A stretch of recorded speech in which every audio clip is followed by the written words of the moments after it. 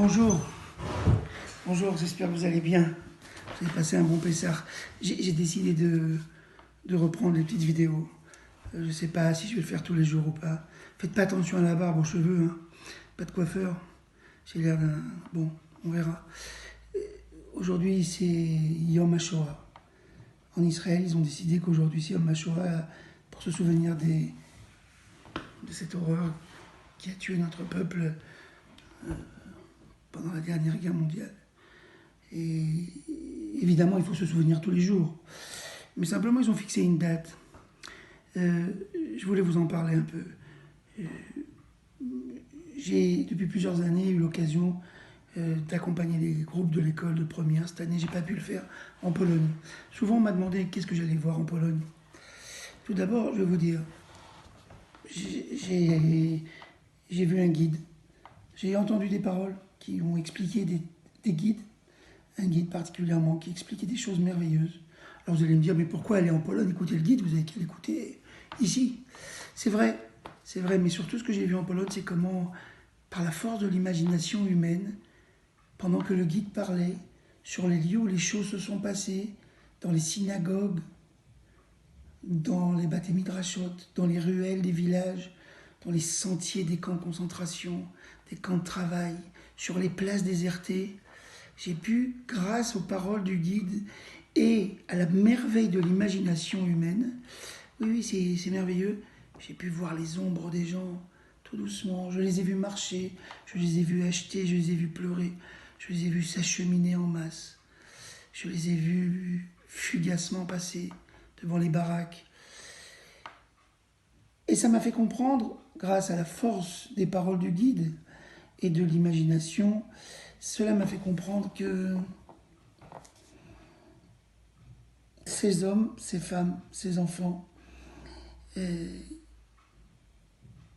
même si c'est toujours indescriptible ce qu'ils ont vécu, ce qu'ils ont dû subir, eh bien nous sommes leur suite.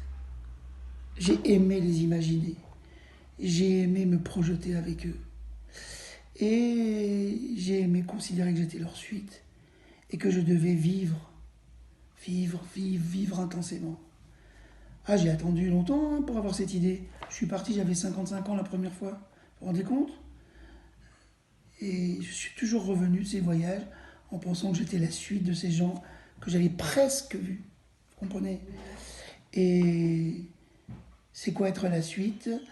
Eh bien, la suite, c'est tout simplement vivre au mieux que je peux, faire du bien, donner de la vie, partager, encourager, le mieux que je peux. On n'arrive pas toujours, hein.